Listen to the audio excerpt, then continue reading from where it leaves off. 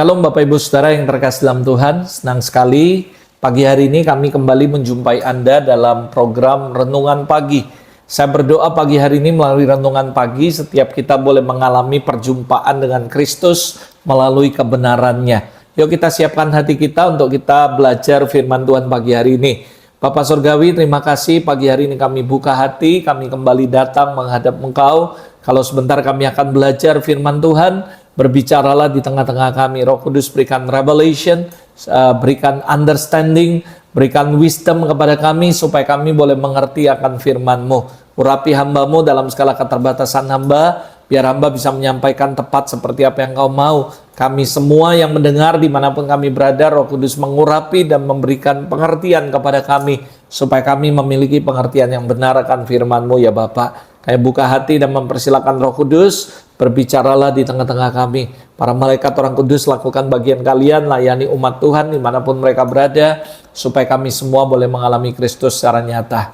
Kami kembalikan segala hormat, pujian, kemuliaan buat Tuhan. Dalam nama Yesus kami berdoa. Amin, amin. Selamat pagi Bapak Ibu Saudara yang terkasih dalam Tuhan. Pagi hari ini saya mengajak Anda dalam renungan pagi hari ini. Kita belajar dari kitab 1 Tawarik pasal yang ke-17 ayat 20 sampai ayat 27. Saya mau bacakan dulu sekaligus sedikit tentang kronologis. Bagaimana ketika Anda renungkan dari 1 Tawarik 17 ayat 20 sampai 27. Ini merupakan doa syukur daripada Raja Daud, saudara. Tepatnya kalau Anda baca mulai dari ayat 16, itu judulnya adalah doa syukur Daud, saudara. Jadi Daud memiliki hati yang berlimpah-limpah dengan ucapan syukur dan pujian kepada Allah. Tentu ada beberapa alasan. Yang pertama, because Daud merasakan sebuah kedekatan, deep relation dengan Tuhan. Yang kedua, dia dilayakkan dan dipercayakan untuk sesuatu yang sangat besar, mengalami sebuah janji Tuhan yang sangat besar dalam kehidupannya. Lalu yang ketiga, dia juga mengalami begitu banyak favor daripada Tuhan. Dan yang keempat, Tuhan punya rencana yang sangat besar bagi Daud, tapi juga bagi keluarganya. It's not just only untuk kehidupan Raja Daud sendiri, tapi Tuhan punya rencana yang sangat besar kepada keluarganya atau keturunannya. Nah, di situ Daud duduk di hadapan Tuhan dan menyatakan rencana yang besar bagi keluarganya, sehingga Daud merasa sehingga membuat Daud merasa kecil. Daud mengungkapkan penghormatannya kepada Allah, dan Daud juga menyatakan bahwa Tuhan satu-satunya Allah dan tidak ada yang dapat disejajarkan dengannya, saudara.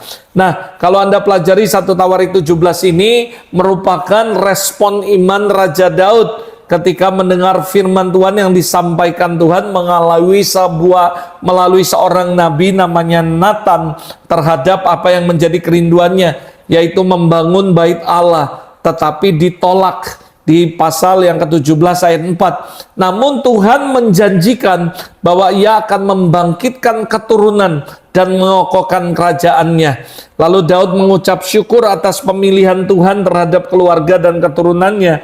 Yang pertama untuk menjadi raja atas bangsa Israel, yang kedua dalam membangun bait Allah. Sebenarnya Daud sendiri kepingin memiliki sebuah kerinduan untuk membangun bait Allah. Tetapi Tuhan berkata bahwa bukan kamu yang akan membangun, tapi anakmu yang akan membangun. Daud mengucap syukur sekalipun seolah-olah Daud ditolak dengan sebuah ide untuk membangun bait Allah, untuk Allah berdiam di sana. Tapi Tuhan tidak memilih orang lain atau raja-raja yang lain, tapi berjanji kepada Daud akan memberikan hak istimewa untuk membangun bait Allah kepada keturunannya atau anaknya. Makanya di situ Daud langsung mengucap syukur kepada Allah, dan dia benar-benar memuji kebesaran Tuhan yang luar biasa, saudara. Nah, dari semua cerita ini saya menyimpulkan ada beberapa hal yang penting yang bisa kita pelajari, sehingga itu menjadi kekuatan buat kita dalam perenungan pagi kita hari ini. Yang pertama, kita akan belajar bagaimana sikap Daud yang luar biasa di ayat yang ke-16. Dikatakan seperti ini, lalu masuklah Raja Daud ke dalam, kemudian duduk di hadapan Allah sambil berkata, Who I am, O Lord God? Siapa aku ini ya Tuhan? Dan siapakah keluargaku sehingga Engkau membawa aku sampai sedemikian ini? Who I am, O Lord God, and what is my family. Saudara, hal yang pertama yang kita bisa menyadari adalah pelajari hal yang penting. Daud menyadari dirinya di hadapan Allah. Dan dia berkata, Who I am, O Lord God, and what is my family. Siapa aku dan siapa keluargaku, saudara. Hari-hari ini, saudara, seringkali orang lupa diri sama Tuhan. Mereka lupa bagaimana tangan Tuhanlah yang membuat mereka bisa ada sampai hari ini. Mereka lupa bahwa Tuhanlah yang mengangkat mereka. Tapi Raja Daud di sini benar-benar menyadari dan dia berkata, Who I am, O Lord God, and what is my family. Siapa aku dan siapa keluargaku. Di sini kita bisa belajar sebuah pelajaran yang sangat penting. Daud menyadari siapa dia di hadapan Allah. Saudara, saya tahu bahwa kita harus sadar bahwa who we are in Christ, kita adalah luar biasa, pemenang dan sebagainya. Tapi kita juga harus menyadari siapa kita sebenarnya di hadapan Allah. Artinya kita menyadari bahwa kalau kita bisa ada di titik ini, kita bisa ada di posisi ini, kita bisa ada sejauh ini, semua karena Tuhan. Daud menyadari dan berkata, siapa aku dan siapa keluargaku, sampai engkau membawa aku sampai sekarang ini. Saudara, inilah yang perlu kita lakukan, yaitu always remember where do you come from. Dari mana asal kita, dari mana Tuhan ambil kita. Makanya kita lah yang butuh Tuhan, bukan Tuhan yang butuh kita.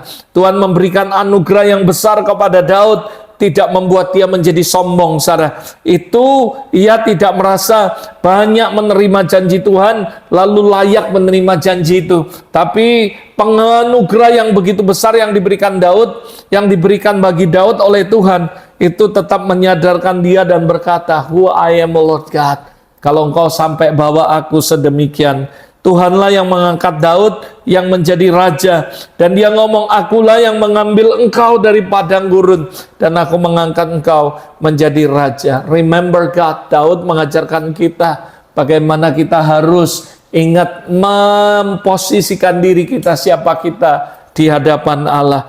Daud selalu mengucap syukur di ayat 17, 18, 19. Daud mengucap syukur atas jaminan keberlangsungan keluarganya. Dan dia juga menyadari bahwa datangnya hal-hal yang baik baginya dan bagi keluarganya. Itu semua berasal daripada Tuhan, saudara. Saya berdoa supaya Anda dan saya bisa always remember bahwa semuanya itu semua datangnya dari Tuhan.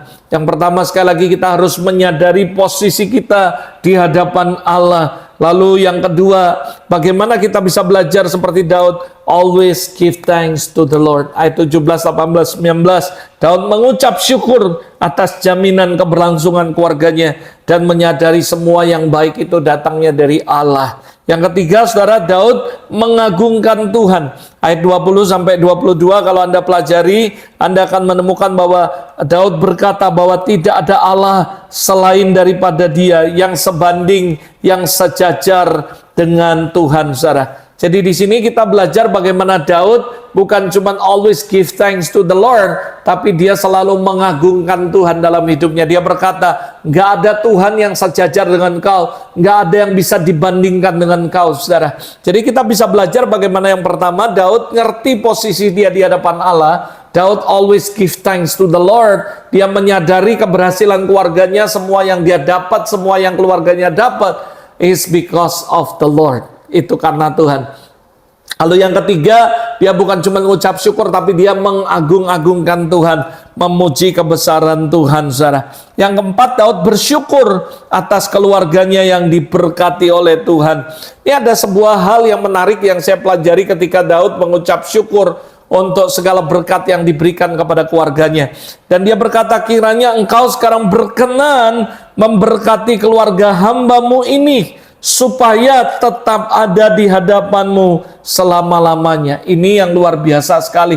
Ketika saya baca ayat ini, saya renungkan ayat ini, so bless my heart, so bless my life. Karena Daud berkata, kiranya engkau berkenan memberkati keluargamu ini. Bukan dengan harta, bukan dengan uang, bukan dengan jabatan, bukan dengan kedudukan, saudara. Tapi dikatakan, supaya tetap ada di hadapanmu selama-lamanya.